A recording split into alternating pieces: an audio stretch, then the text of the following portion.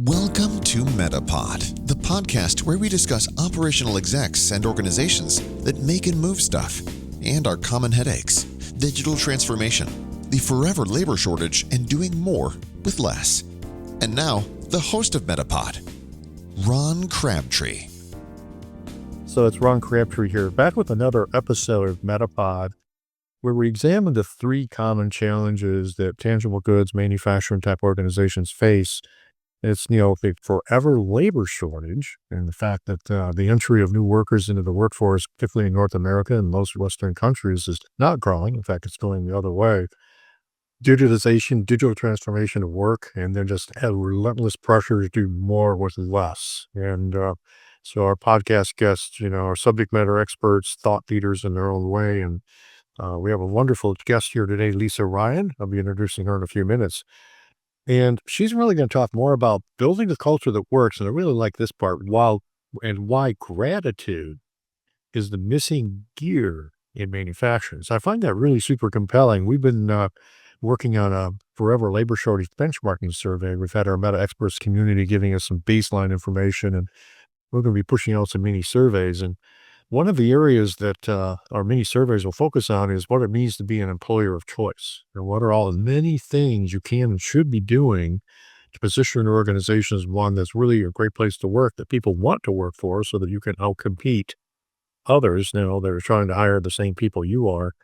And I think you'll find this pretty darn interesting. This episode's really for you if you struggle with hiring or retaining the right talent in the floor or out in the field, or you might feel like morale is slipping a little bit, not sure what to do, or maybe you don't like this check the box engagement strategies that really don't work anyway. We're talking about employee engagement, keep them hooked up with what we're doing.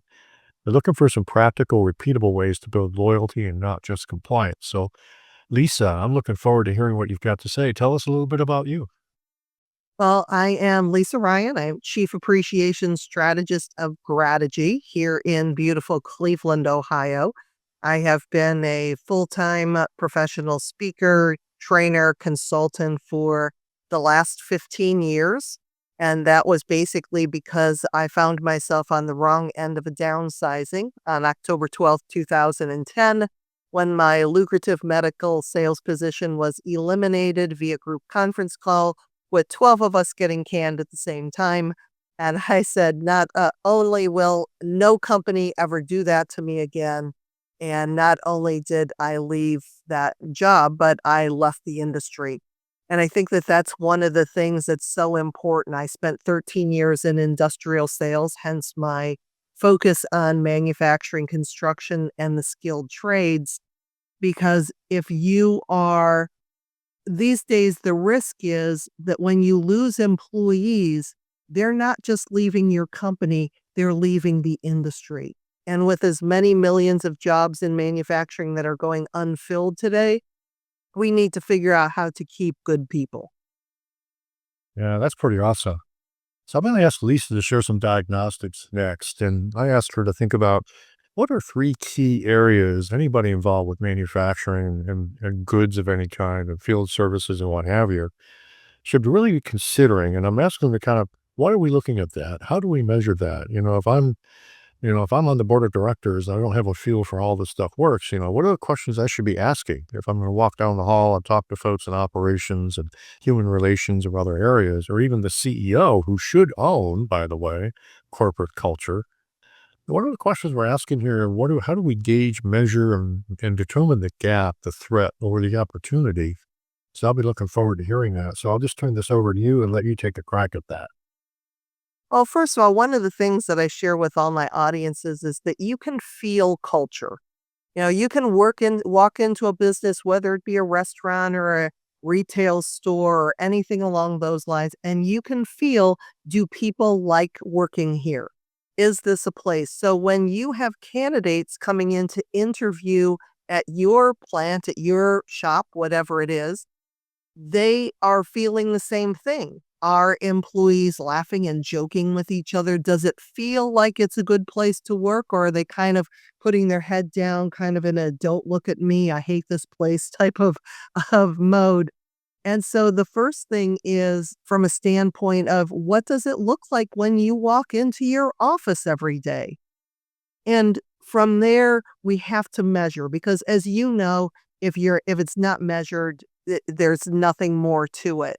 So starting with employee engagement surveys, I like to recommend, excuse me, short, sweet, and to the point because there's too many times that organizations will hire some company to come in to do this massive project, employee engagement survey, and then it takes them 9 months or a year to get the information back to the employees. And the employees, by that time, number one, they totally forgot about it.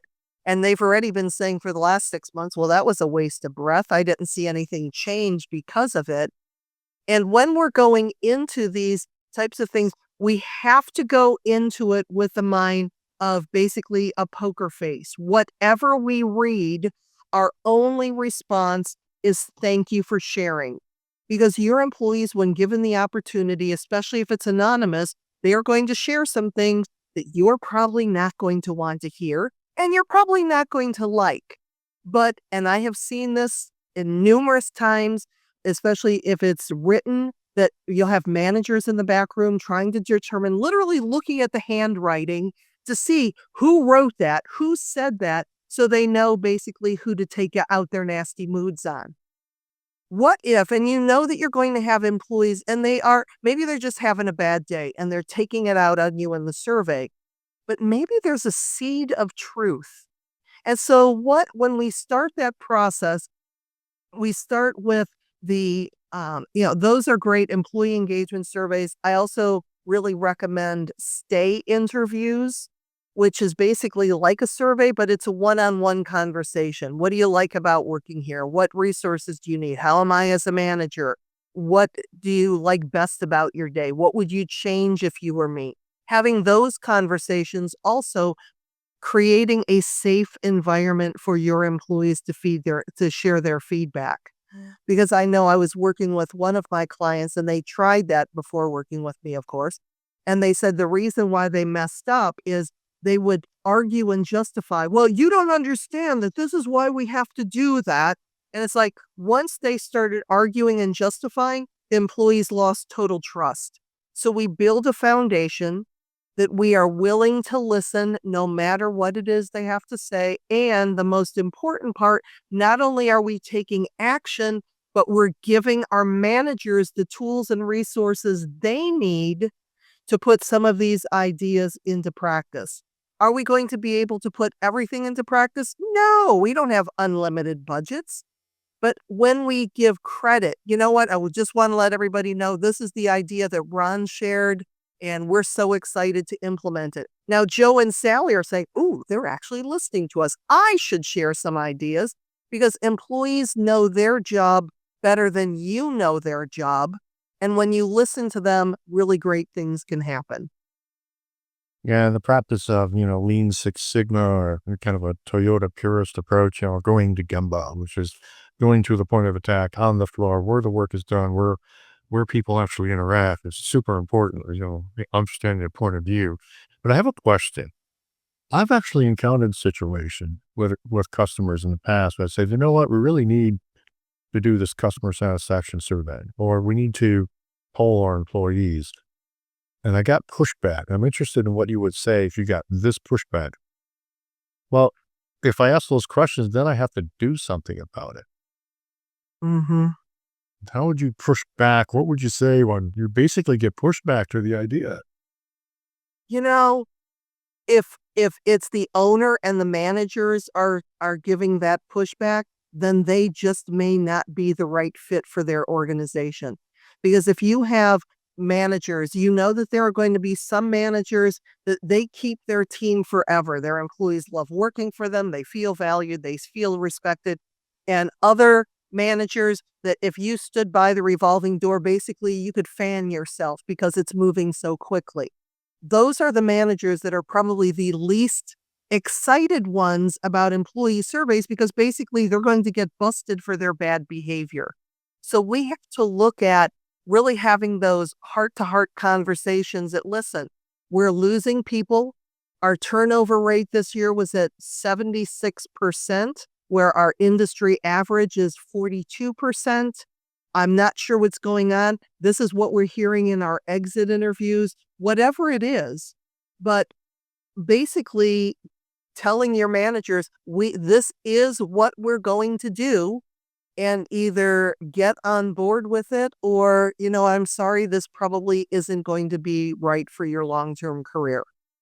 It's a tough conversation to have, but when you think about it, and I ask my audiences this all the time, when you have that horrible, toxic employee or manager that starts causing people to leave, who leaves? Best employees or worst employees?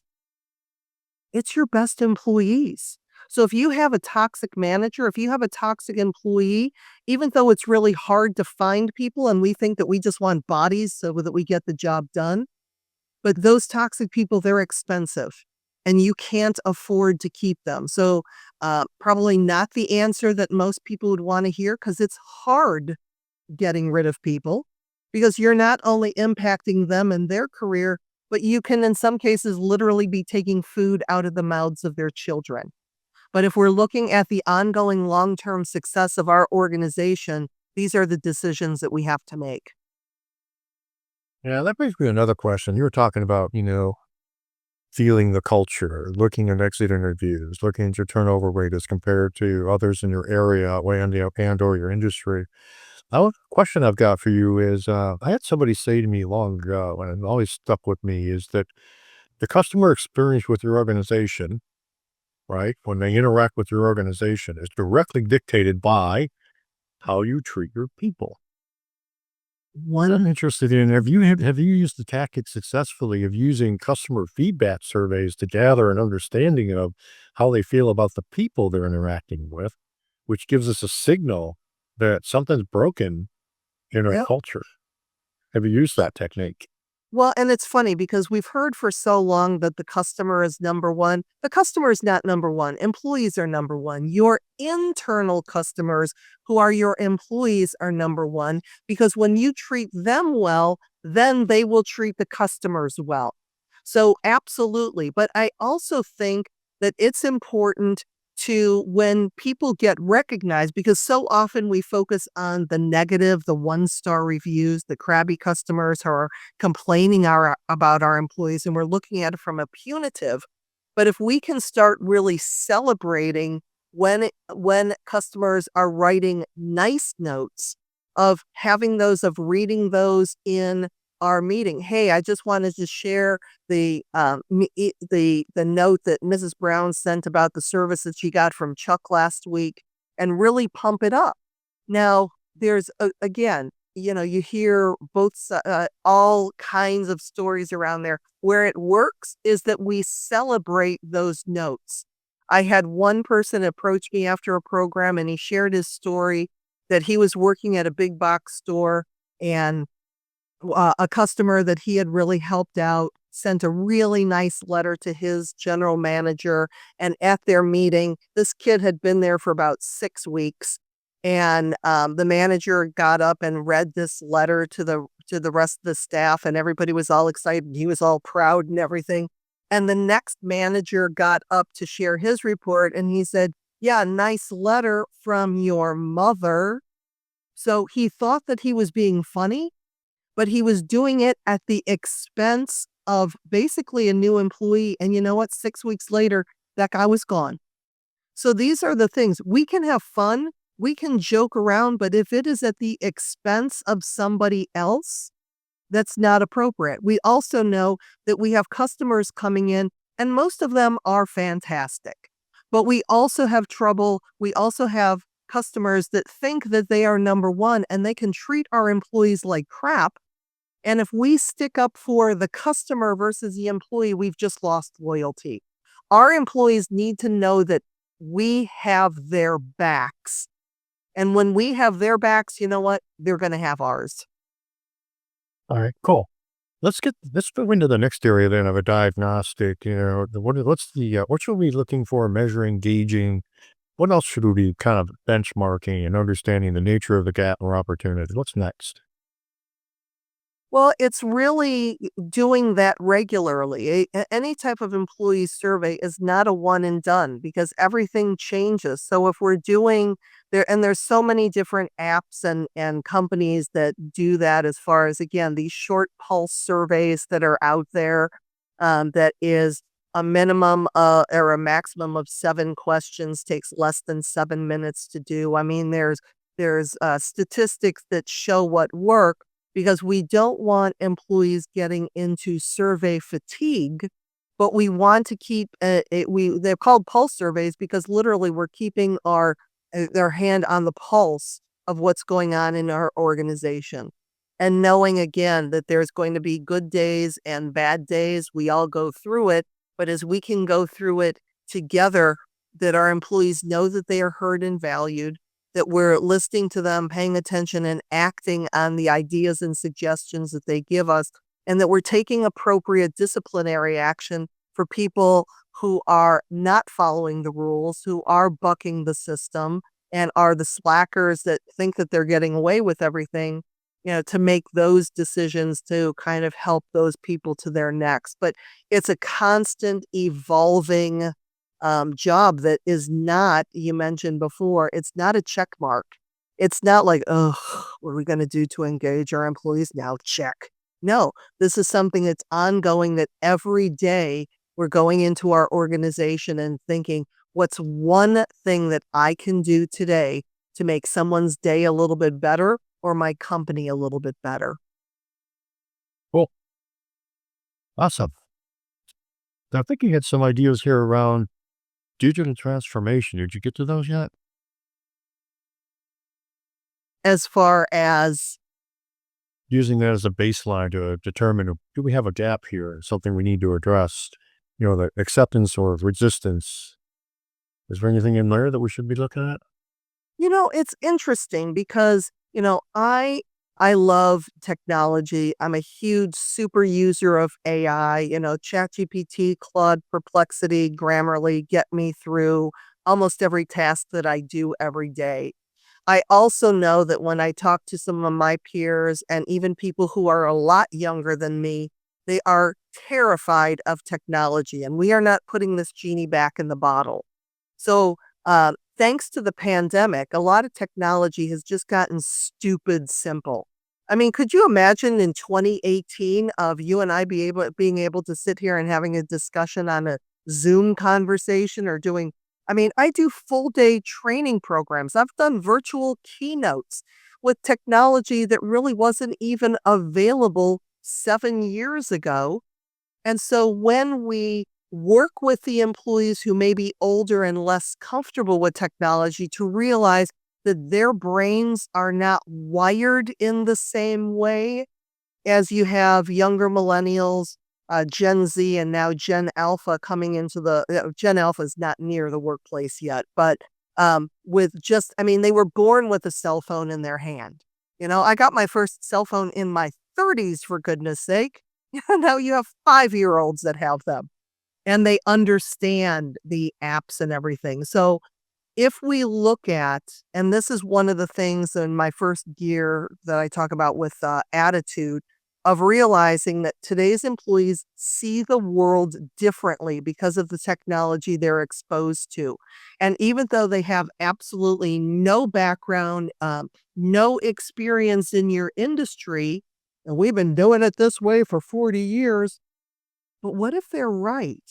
What if they see something and can introduce you to doing things in a different way that saves you time, that saves you money, that builds up your productivity?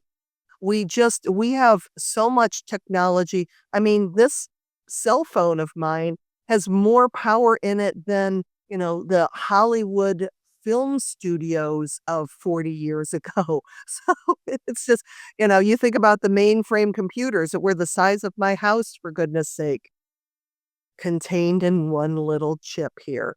But it's we have to understand. I think that the two things are that we have to understand that there's people that need a little bit more help and coaching when it comes to understanding and being comfortable with technology.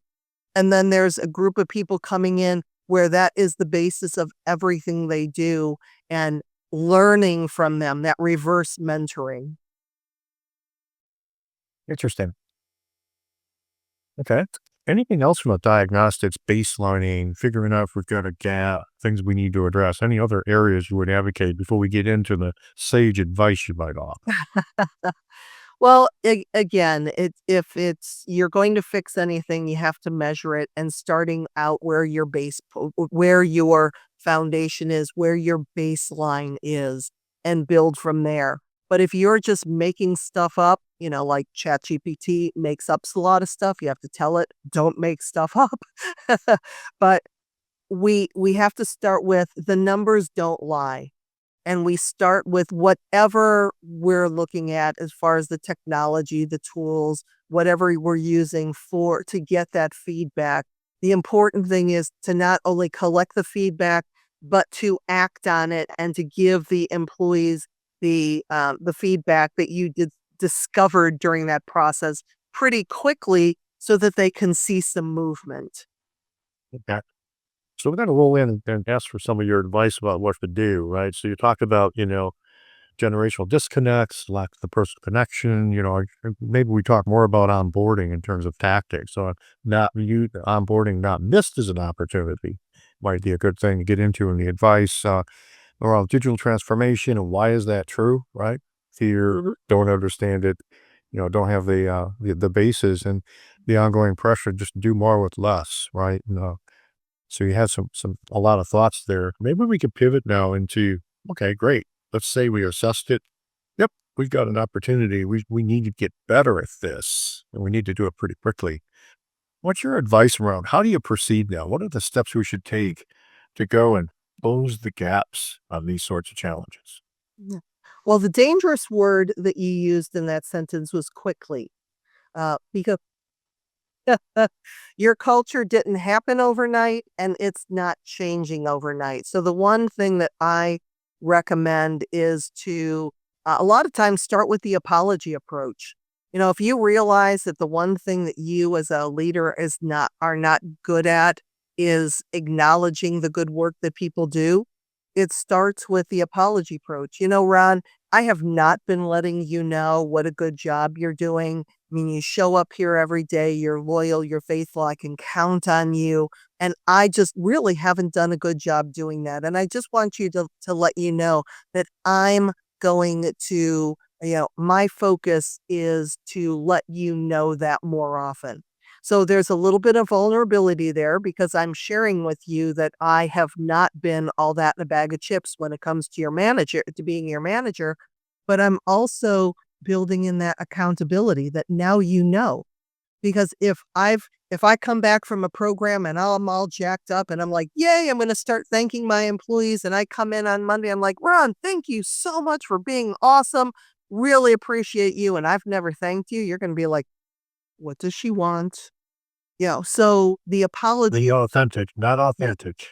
the apology approach helps. And for some people, it's going to be easier than others. If you have somebody who is an extrovert, who is used to giving feedback and talking, it may be a little bit easier for that person. With the people who are introverted, I tell them, look at it like a science experiment. Look at that person compared to their own work and look for ways that you can find them and acknowledging them for doing things right.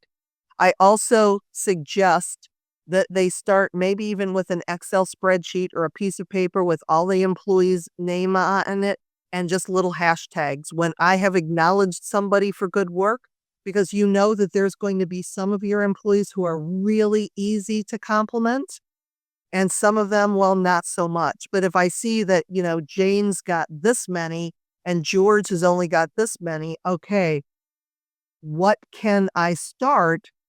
How can pay more attention to George? Not going into it with the ability that he's a slacker and, I've been making him feel that he's a slacker.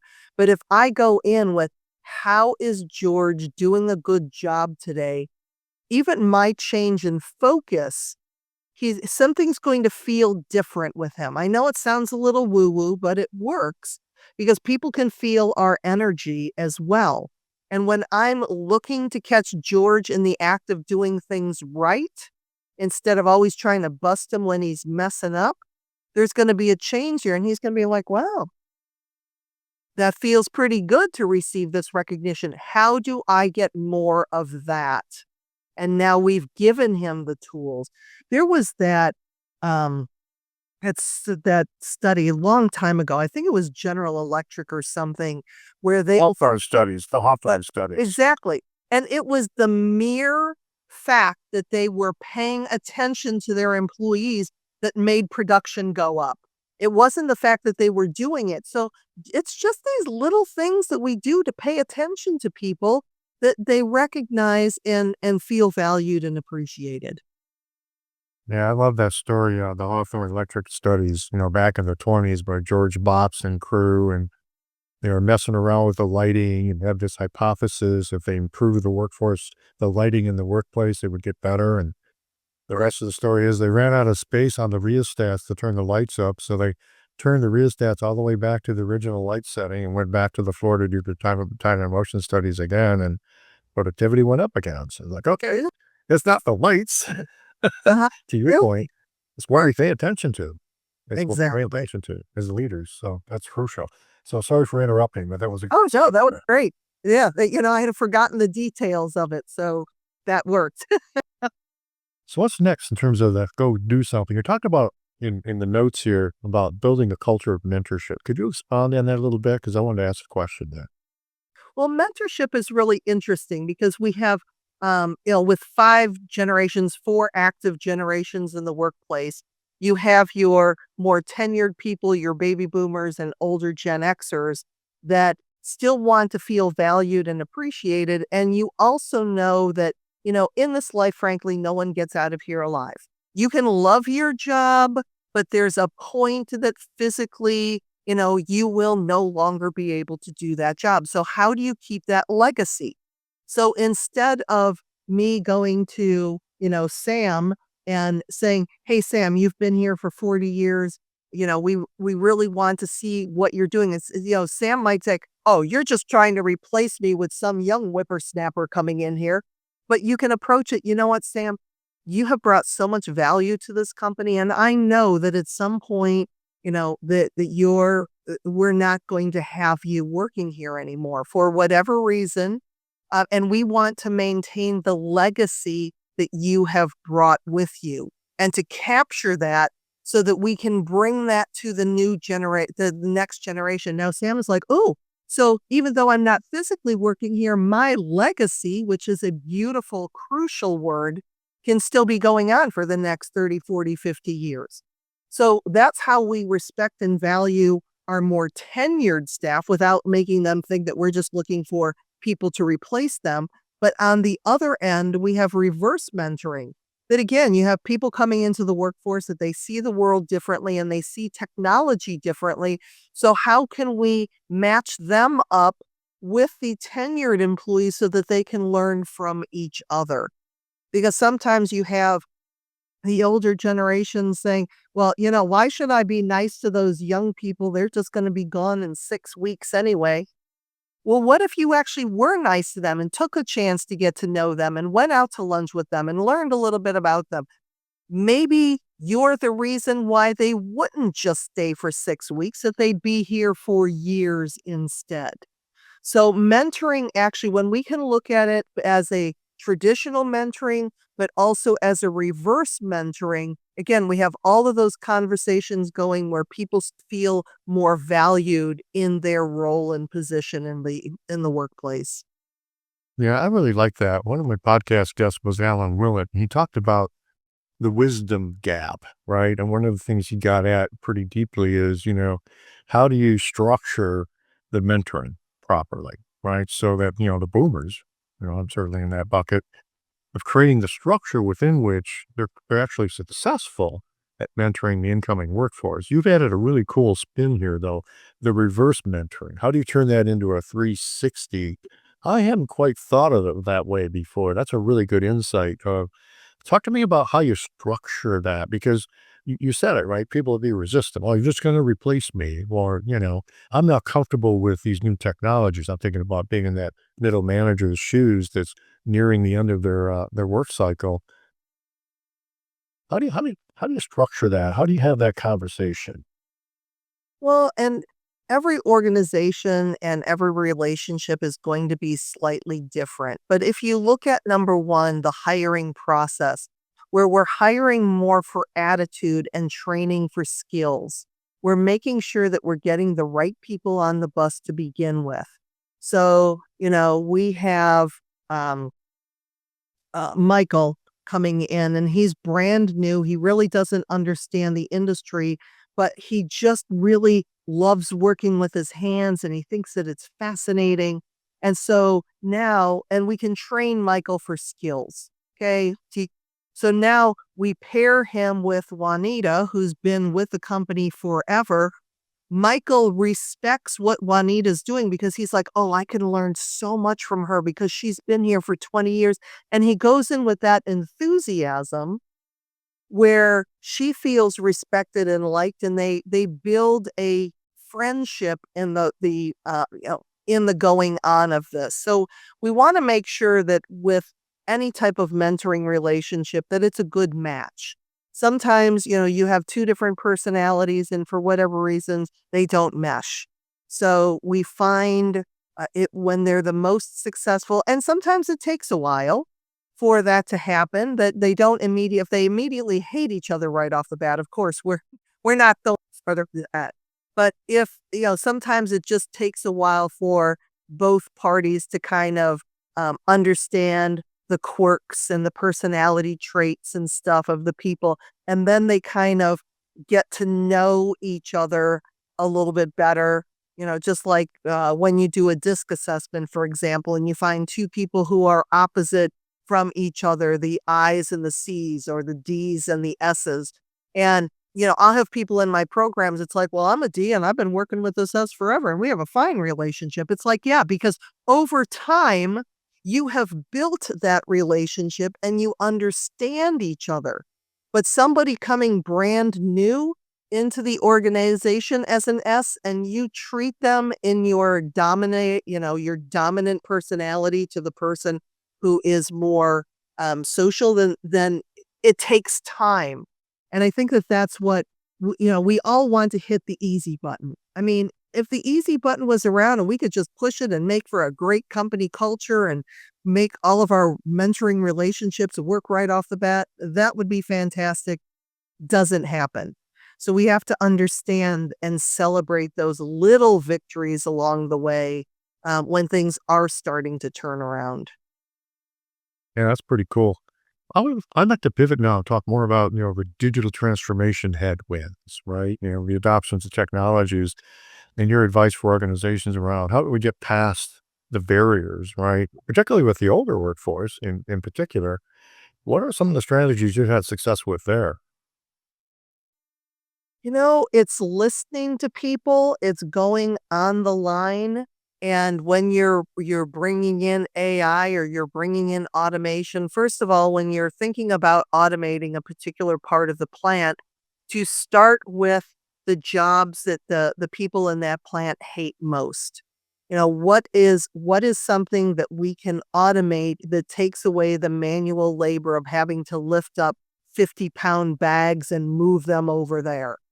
Can we automate that and give those jobs to, take those people and move them to different areas in the plant where they are more able to use their skills? So we come at it from the basis that this is what we're doing first to help you to get rid of, some of these grunt jobs that we can, but it's also in little areas of the plant. We're not coming in and completely digitizing everything overnight. We want to get the feedback. And usually, if we can start with the person who is complaining the loudest about this new and get them to buy in, they become, over time, your biggest advocates. But we have to take the line because you have Carlos who's been on the line for, again, 30 years. I mean, he can hear a machine and know that something's wrong with it. And he's like, ain't no robot being able to come in and do what I do. And it's like, okay, well, Carlos, this is what we're looking at. Would this be helpful if the data that we are getting from your brain, that you can help us to set this up and then do tests so Carlos can see that? And then little by little, and like I said, by the time that that system gets implemented, because you've listened to his feedback, you've built that into the system, and not just him, the other people in the department too. But I have found the most success when you find the harshest critic and find ways to turn them into your biggest advocate. Yeah, I'm a big believer in that. I've led hundreds of Kaizens and transformation projects over the years. And as we get started with that project with the company, I would always ask for, so who's the biggest naysayer and person that's going to be most resistant to the idea of improving this? Mhm. And I ask, can I get them on the team? And I tell them right up front, either they're going to become a big advocate or you're going to have to get rid of them. What do they say? But, or we'll have to move them off. But, so it sounds like you're a really big advocate of that. So that's pretty cool. Um, what else around digital transformation? And did anything else there? Because I had a question for you in that area.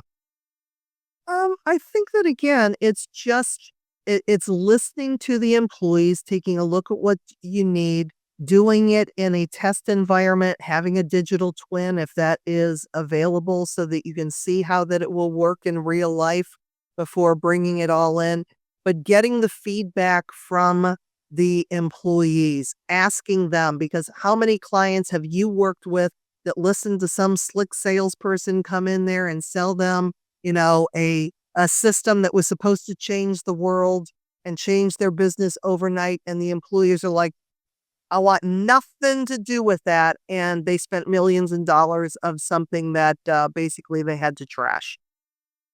Yeah, yeah, I've certainly experienced that story more than once, directly and indirectly. And certainly a lot of my customers over the years have I got to vicariously experience some of that.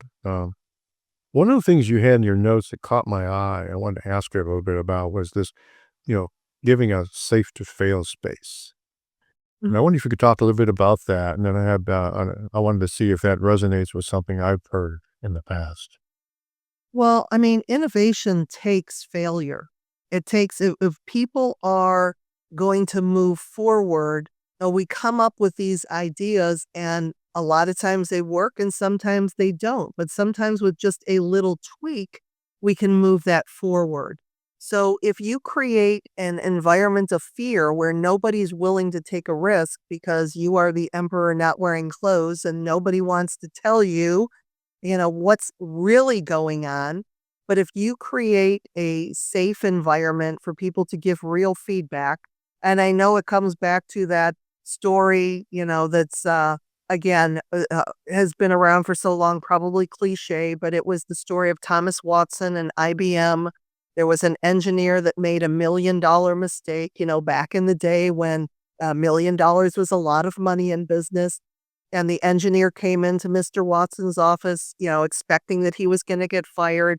And Thomas Watson said, why would I fire you? I just spent $1 million educating you. Now, how true that is, I have no idea, but it's a good story that makes the point that as long as that engineer learned from that mistake and what not to do and how to improve the process for next time, that's a learning experience and it's an investment in learning. Things are going to happen. They're going to fail for whatever reason. And we need to be okay with that as long as we're learning from those lessons and moving on. Because next time, maybe just the tiny little tweak that we make that now, it turns into a multi-million-dollar win for us. Yeah, I've always been a keen student of the Toyota production system, because and what it took. And the backstory is many of the things we characterize as the Toyota production system, lean manufacturing, was actually developed by the Americans in the 30s and 40s and 50s, and then transplanted to Japan where they perfected it. But Mhm. but two things about the Toyota culture that really resonated with me is when you talk about a safe environment. So when there's a defect or a mistake is made, the culture at Toyota is, oh, there's been a mistake or whatever. And they call it a treasure. And the reason they do that is they own the fact that there was a failure was actually a management cause, right? It was our lack of training, our lack of vision, our lack of providing tools, our lack of providing methods, and we weren't supporting our people directly caused the failure. So when there's a mistake, it's a treasure we get to learn from, to your point, and double down as a leadership team of what do we do to empower, support, develop our better processes, et cetera, to help us be successful. So it sounds like you would totally agree with that. And then the other element at Toyota, which I thought was quite interesting, is they try to create a culture of try to fix, right? Try to innovate. In fact, if you're 60% sure something will work, please try it because you'll fail forward from learning. If you feel like you got to be 80, 90, 99% right before you make a decision, that doesn't do us any good. We're not innovating and changing fast enough. Have you tried that kind of a technique in the past? Well, yes, and it also looks at the organizations. We take a look at the smaller organizations are a little bit more nimble. They have the power to make changes more quickly than maybe taking it to a, Fortune 500 manufacturing operation. And what are the areas of that bureaucratic red tape approval process that we can go through? And again, and that may be a job for AI. Hey, here's our approval process to get a change made on the line. What are the steps that we can eliminate? You know, or merge together or something. But really seeing how we can flatten the process of so many people needing to get their sticky little hands on the project instead of just that same willingness of, 60% going forward versus we're not going to try anything unless we're 98.57% sure it's going to work. That's just a recipe for disaster. You're right about that. What other advice do you have for us after all those great, the diagnostics, things you need to look at, why we look at them, why we care? Any other advice for what to do to close the gaps? Well, you had mentioned earlier in the conversation onboarding. And I think that number one, making sure that you're getting the right people in, that you're interviewing more slowly or you're hiring more slowly and firing more quickly.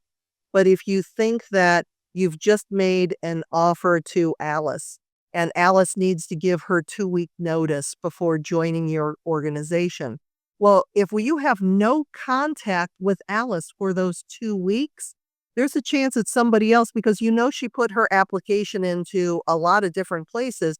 And they're going to be like, "Hey, you still looking?" And Alice, even though she accepted the job with you, she's going to be like, "What do you got?" Because she hasn't heard from you. And she just figures, well, she'll show up on that day or not. I can't tell you the number of people I know probably listening to your call who have been ghosted, hired somebody that never showed up. So what if instead Alice takes the job? The next day, she gets a package in the mail with a welcome coffee mug, maybe some swag, maybe some "we're excited to see you." A couple days later, she gets a video from the president of the company. "Alice, I just wanted to take a time and introduce myself to you. We're so excited to have you work here." Yeah, and just some little things. "Hey, here's some paperwork for you to fill out before you get here." The things that they can, so that you are making, by the time they get there on their first day is magical. You have, we would take them around, introduce them to people. Their desk is set up. Their business cards are ordered. Their truck is clean. Their computer passwords have all been assigned. Everything is easy and ready to go. Because again, if Alice shows up on the first day and the receptionist is like, "Oh, you're starting today?" And then she goes over to, her workspace and it's still filthy with dirty coffee mugs from the last person who was working there. By lunchtime, she's like, "I'm done. This is not what I signed up for." So we take that and we also see that this isn't just 2 weeks to onboard. For the first 6 weeks, your new employee is working there. They're still deciding, did I make the right decision to be here? So we look at how do we check in after the first week, after the first month, after the first 90 days, set another 90-day goal, check in with them, regular conversations. all of these things that we can do to keep the conversation going so that, again, we work so hard to bring people in. This is some of the ways that we keep them. Cool. All right, Lisa, anything else, or should we move into wrap up? I think we can move into wrap up. We're talking about a lot of stuff here today. Yeah, I mean, I was looking through some of the notes you provided. We didn't cover everything in detail, which we didn't have time for, frankly, but this has been very insightful. I mean, a couple of things that really got my attention is this reverse mentorship concept. I love that idea, and I'm going to be sharing that a lot Yeah. with folks in my network.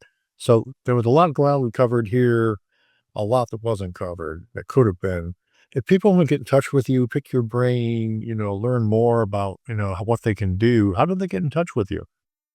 Well, my website is lisaryanspeaks.com. I am also prolific on LinkedIn. I like to say that I'm the number one Lisa Ryan on LinkedIn. There's like, a couple thousand of us.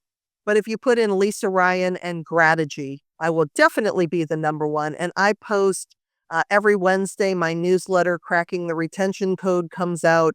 But I'm pretty prolific as far as the articles and content that I post there. So that's a really good way to stay in touch. I know we've had your podcast episode from the Manufacturers Network that I post up there. So that's a lot. And then, or just send me an email, lisa@gratitude.com. Lisa@gratitude.com. Grategy, Grategyy, the only word I own.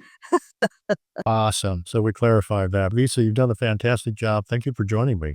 You're very welcome. All right. So to our listeners and watchers, if it's on YouTube, be sure to like MetaPod. Be sure to share that out with your network. This isn't something we charge for. We're trying to bring thought leadership and new ideas and some old ideas revisited with all the changes we're facing to help us be more successful. So thanks for joining us, and all my best to you. Thank you for joining MetaPod. For requests on topics or to ask questions, you can connect with Ron Crabtree 3 ways: via email at metapod@metaexperts.com, via LinkedIn, or by calling him directly at 734-425-1455, extension 103. Lastly, if you love the show, please consider leaving a 5-star review on your favorite podcast app. We truly appreciate all your support.